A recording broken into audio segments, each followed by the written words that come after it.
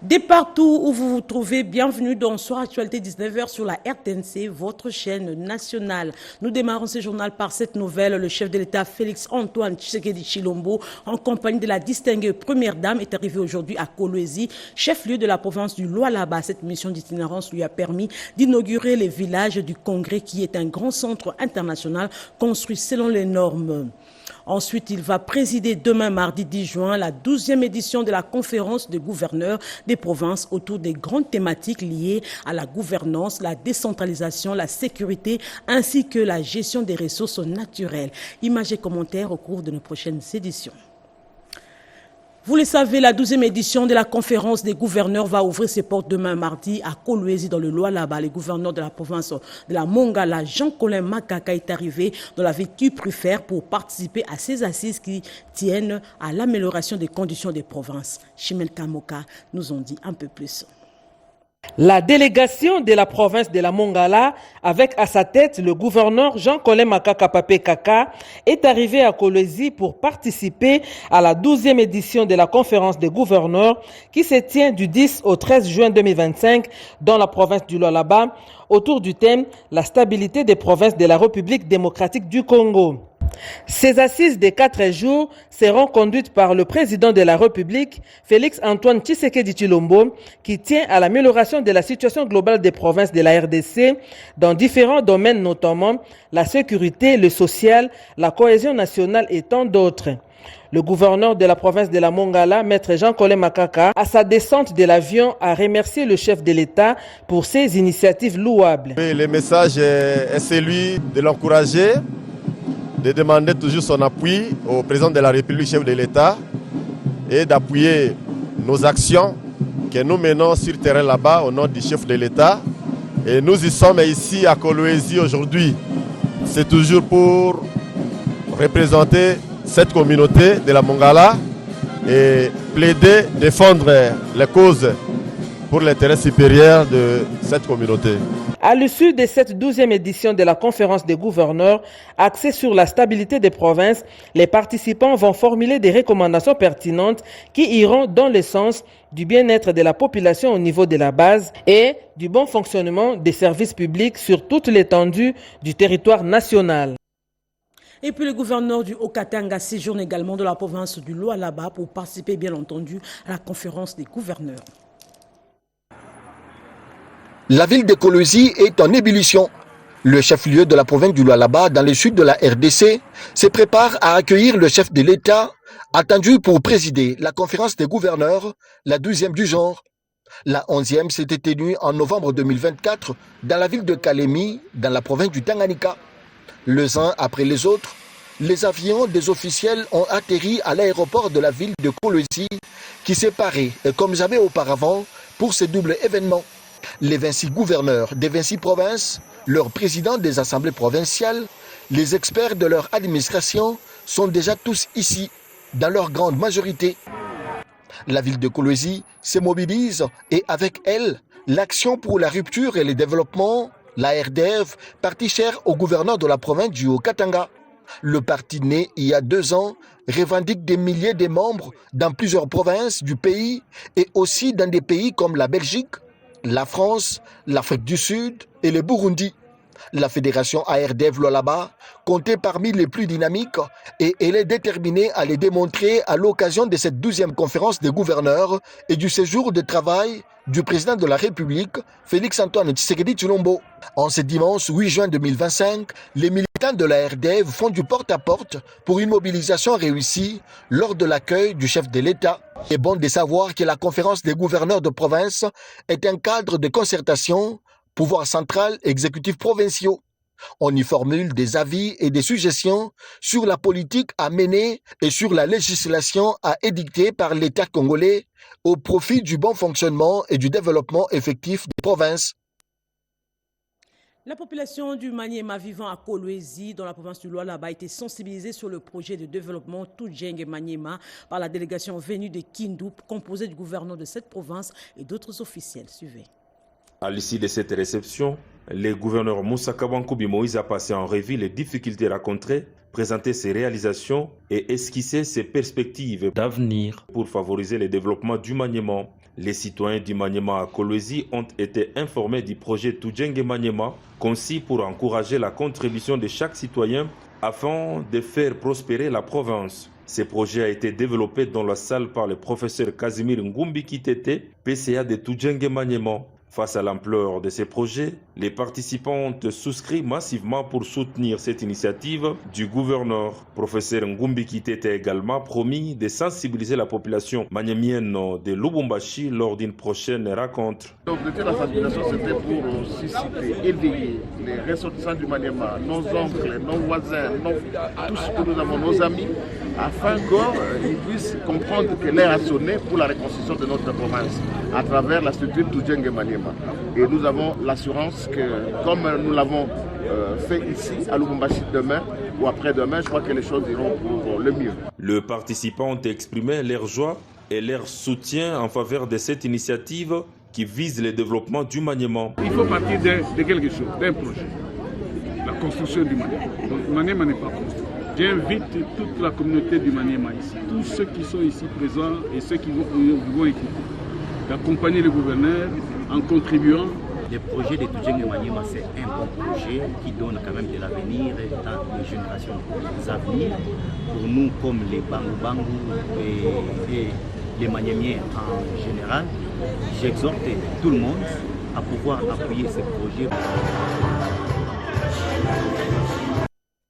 Et dans le Haut-Ouélé, la problématique de la consommation des billets des banques sales et anciens a fait l'objet de la réunion d'urgence du gouverneur de cette province avec les banquiers. Jean Bakomito a mis en garde tous les opérateurs économiques qui s'adonnent à cette manœuvre, allais-je dire. Plus d'explications avec Nathalie Mboula.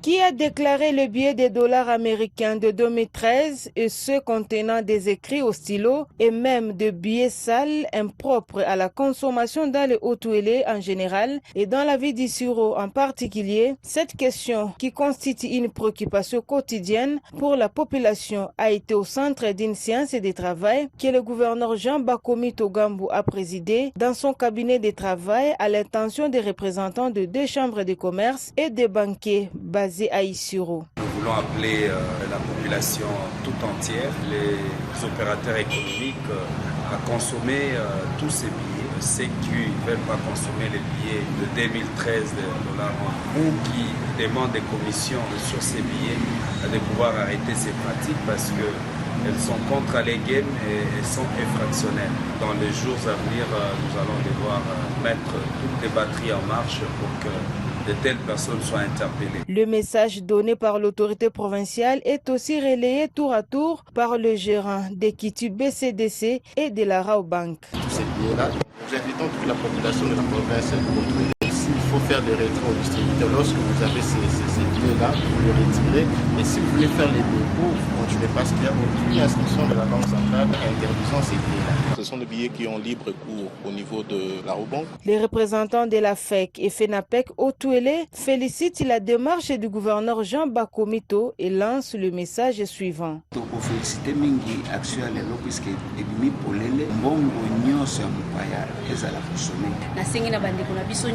moto akosa bino te ke mbongo na yo $100 oya ko changer ngo po eza na bik bazongisela yo $90. La province du Lualaba pour vous dire que le travail remarquable réalisé par le général Edi Kapende à la tête de la 22e région militaire mérite d'être apprécié à sa juste valeur. Les journalistes membres de l'UGEC lui ont décerné un diplôme d'excellence. Les précisions dans ce reportage de David Moubenga. L'engagement et la détermination affichés par le général Edi Kapende depuis qu'il exerce les fonctions de commandant de la 22e région militaire des FARDC ne passent pas inaperçus. Voilà qui a poussé les journalistes de lui apporter leur soutien pour le dynamisme et le patriotisme dont il ne cesse de faire montre. Je serai le premier à sacrifier ma vie au drapeau et derrière moi tous les officiers et soldats. Nous sommes tous mobilisés pour que rien ne puisse déranger la quiétude de nos citoyens et perturber les limites de notre pays. Merci de ce que vous faites les investigations pour pouvoir encourager ceux qui font du bon travail. Mais retenez que l'armée c'est une unité. Le général le dit, il ne travaille pas seul, il est entouré d'un état-major, il est entouré des états-majors de plusieurs unités de notre juridiction, il est entouré des officiers et soldats, et donc le fruit que vous venez de m'accorder, je le mets à la disposition de tous les hommes en uniforme de la 22e région militaire. La rencontre entre le président de la République Félix Antoine Tshisekedi Tshilombo et l'opposant Martin Fayulu suscite des réactions de part et d'autre. C'est le cas avec l'ancien député national de Beni au Nord Kivu, Bonane, qui salue cette initiative. Encore une fois, retrouvé David Moubenga dans ses commentaires. La rencontre entre le président de la République Félix Tshisekedi et Martin Fayulu ce jeudi au Palais de la Nation ne cesse de susciter des réactions tant au niveau national qu'international. La dernière en date, c'est celle de l'ancien député national élu du territoire de Beni, Jérôme Lusenge Bonane, qui salue de deux mains cette bonne initiative. À propos de la visite du président Fayulu, je risque de décider auprès du chef de l'État, nous félicitons, nous saluons cette visite qui en fait crée une deuxième section dans le camp de la patrie, à part l'union sacrée de la nation qui dirige le pays. Il y a donc le camp de l'opposition non armée qui vient de se dessiner, constitue en fait la volonté de résoudre les problèmes d'une manière républicaine. Nous sommes favorables que la rencontre puisse avoir lieu dans ce contexte-là, de trouver une démarcation avec les camps qui favorisent la guerre. À Chikapa au Kasaï, il y a eu le lancement officiel du partenariat entre Advance Congo et le projet Tudjenzela, financé par l'USAID dans le cadre de la sécurité alimentaire et l'amélioration des conditions économiques des populations vulnérables. Franklin et Claire Kalombo nous ont dit un peu plus. Faciliter l'accès à des solutions financières adaptées pour soutenir les PME agricoles et développer des canaux digitaux hors de Chikapa, stimulant ainsi l'économie locale en améliorant les conditions de vie des communautés vulnérables du Kasaï. Voilà qui justifie ce lundi à Chikapa le lancement officiel du partenariat Advance Congo et les projets Tudjenzela financés par USAID. Cérémonie qui s'est déroulée dans la salle des réunions de l'hôtel Paradis en présence de M. Emmanuel Okuko, directeur du programme Tudjenzela qui bénéficie du financement USAID, le staff local ADRA et Mme Colette Likinda, DGA Advance Congo. Touré Mori, responsable des activités moyens de subsistance et revenus à l'ONG ADRA, explique le pourquoi de ces partenariats. Il y a toujours ce gap. Donc, le projet Tudjenzela va servir de pont entre Advance Congo et nos bénéficiaires qui sont sur le terrain. Colette Likinda, DGA de l'Advance Congo, salue ces partenariats qui visent l'amélioration des conditions de vie des communautés vulnérables. Nous allons intervenir dans le domaine de l'octroi des crédits à ces utilisateurs finaux du projet. Nous allons permettre à ces utilisateurs finaux de bénéficier de certains crédits qui leur permettront de développer leurs activités. Le tout se clôturé par une photo de famille. Sachez qu'au sud du Bangui, il y a eu remise et reprise avec le nouveau commissaire de la police nationale congolaise. Les détails dans ces reportages. Les hommes passent, les institutions restent, on n'en dira jamais assez. C'est le cas de le dire à la tête du commissariat provincial de la police nationale congolaise Sud-Bangui, où au terme de la récente mise en place, le commissaire divisionnaire Kanol Kamanaouimana a été promu directeur d'études et planification de la police nationale congolaise et remplacé à ce poste par le commissaire divisionnaire adjoint Jean-Félix Safari Kazingoufou. La cérémonie de remise-reprise entre les deux a eu lieu ce samedi 7 juin 2025 au siège du commissariat provincial provinciale du Sud-Bangui à Guémena en présence des 2 nouveaux adjoints provinciaux chargés respectivement de la police judiciaire et de l'appui et gestion. Étaient aussi présents les autres officiers supérieurs et subalternes ainsi que les agents de la police nationale congolaise Sud-Bangui. Après lecture du procès verbal de remise-reprise faite par le commissaire supérieur adjoint Dominique Mokome, les 2 commissaires provinciaux, le sortant et l'entrant, ont signé conjointement le dit procès verbal. Prenant la parole pour la circonstance, le commissaire divisionnaire Kanod Kamana a exprimé sa gratitude au commandant suprême des FARDC et de la PNC, son excellence Félix Antoine Tshisekedi Tshilombo, chef de l'État, et n'a pas manqué de remercier ceux avec qui il a travaillé. Ma gratitude va également auprès du commandant suprême des forces armées de la République démocratique du Congo et de la police nationale congolaise, je cite Félix Antoine Tshisekedi Tshilombo, qui ne ménage aucun effort pour que règne la paix, malgré cette période bousculée par les affres de la guerre à l'Est suite au Rwanda, qui nous agresse avec ses supplétifs du M23. Je remercie tout un chacun de vous ici présents, parce que c'est grâce à vous que j'ai su mener ma politique. C'est grâce à vous que nous avons sécurisé les territoires du Sud-Ubangi. C'est grâce à vous que nous avons sécurisé la ville de Guémena. Je vous remercie pour m'avoir accompagné.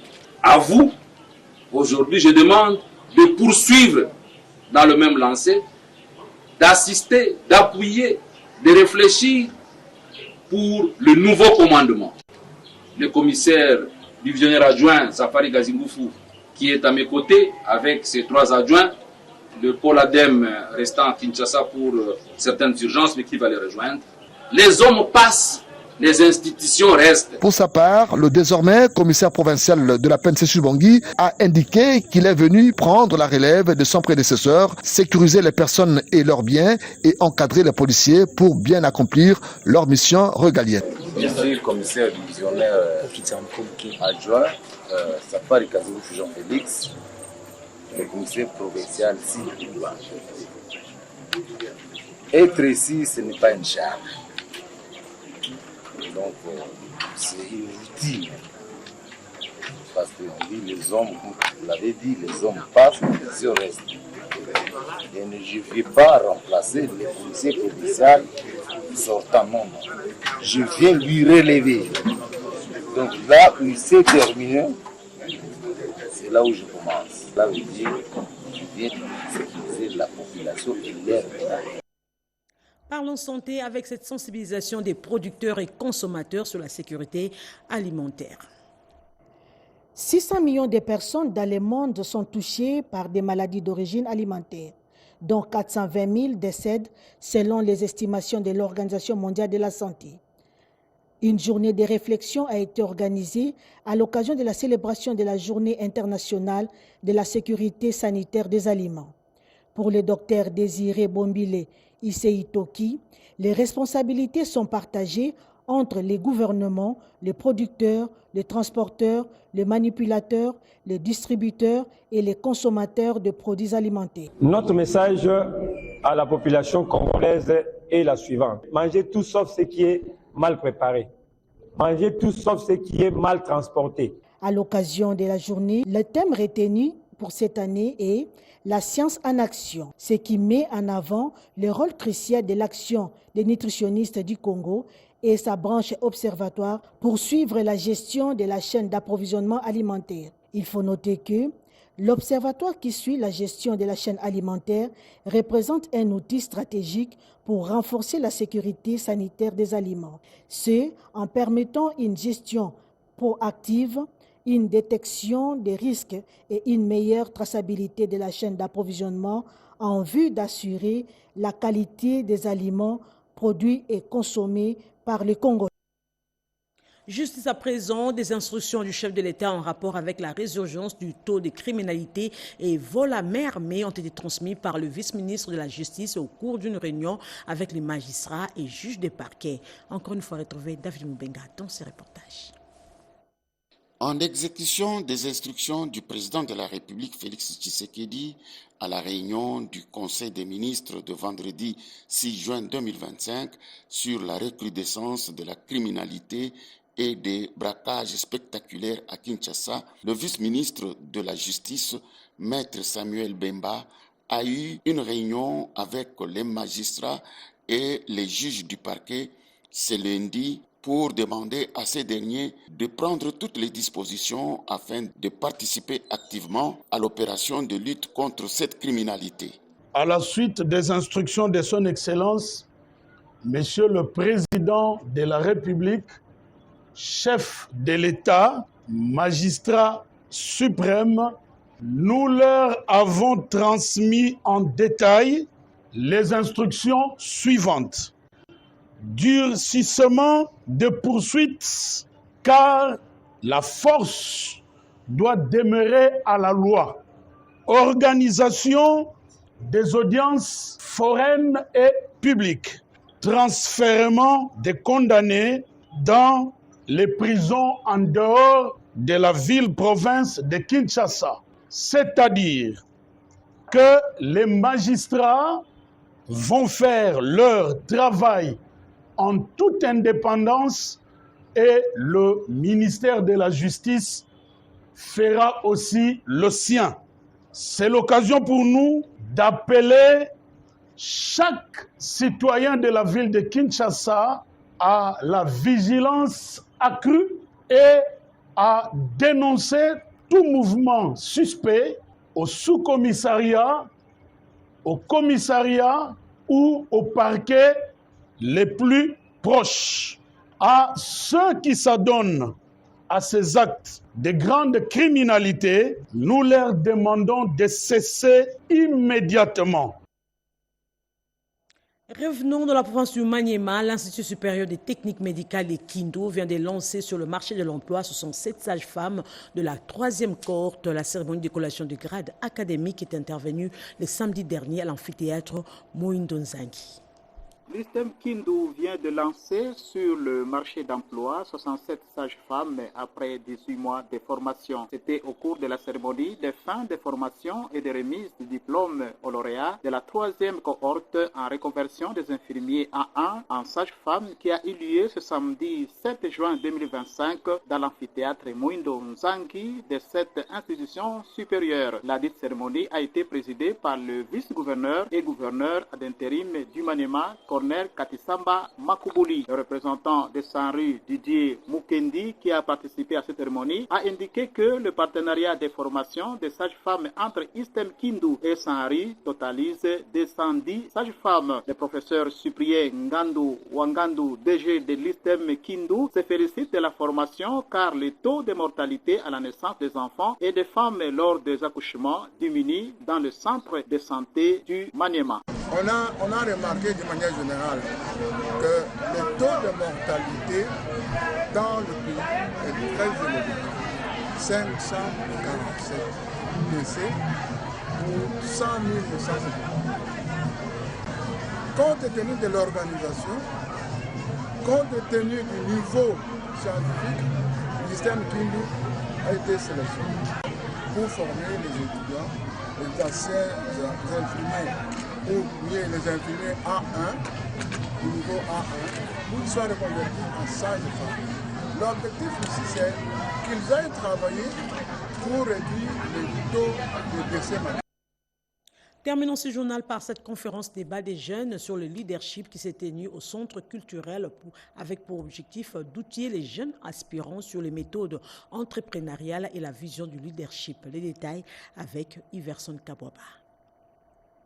Axé sous le thème « Former les leaders de demain », la 2e conférence des jeunes étudiants de la capitale, un rendez-vous pédagogique qui a réuni des figures inspirantes, des leaders accomplis, des experts nationaux et internationaux venus partager leur parcours, leurs convictions et surtout leurs clés de réussite. Objectif visé, autonomiser les jeunes de tous les horizons engagés dans divers domaines, à promouvoir leur participation au développement du pays. Répartis en panel, les intervenants ont tour à tour exposé le sujet visant l'autonomisation des jeunes. Ce forum est un cri d'espoir, un acte de la foi dans le potentiel des jeunes, mais aussi un appel à la responsabilité collective pour Priska Maniala, l'une des leaders. Nous travaillons dans le renforcement des capacités des jeunes et l'aspect qui a été retenu comme principal aujourd'hui, c'était l'aspect du leadership. C'était question de rappeler aux jeunes que lorsque l'on dit leadership, il est uniquement question d'influence. La jeunesse n'est pas qu'une promesse, mais elle est aussi une force agissante du présent, a expliqué Alpha Mbobika, coordonnateur du FNJA. On a un rôle à jouer maintenant. C'est le mot que nous donnons à travers ces forums. La jeunesse n'est pas l'avenir de demain, mais la jeunesse est l'avenir du présent. Plusieurs personnalités ont animé l'instant, notamment le professeur Balou Fubaku Pakaninda, directeur général du centre culturel, le bourgmestre adjoint de la commune de Limete et autres, tous présents pour inculquer la notion de l'entrepreneuriat chez les jeunes. Notons que l'instant a été clôturé par la remise des médailles par le Forum national Jeunes à venir aux acteurs qui ont marqué leur carrière entrepreneuriale et innovation. C'est par ici que nous mettons un point final à ce journal des 19h rédigé par Nana Moza Zebo, réalisé par Monique Mavungu et André Njeka. Merci de votre fidélité sur la chaîne nationale congolaise. Tout à l'heure à 20h, je serai relayé par Cédric Kenina pour une autre édition d'information. Quant à moi, je vous dis au revoir et à demain à la même heure. Bonsoir.